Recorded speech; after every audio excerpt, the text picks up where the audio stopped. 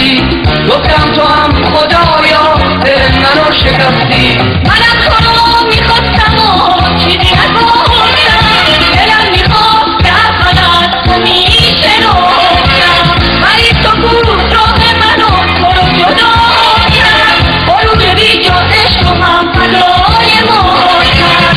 هر شب دعا میکردم تو رو تنها ببینم، بگم که آرزومه تو باشی هم نشینم، ولی یه شب که دیدم با دیگری نشستی، گفتم تو هم خدایا دل منو شکستی.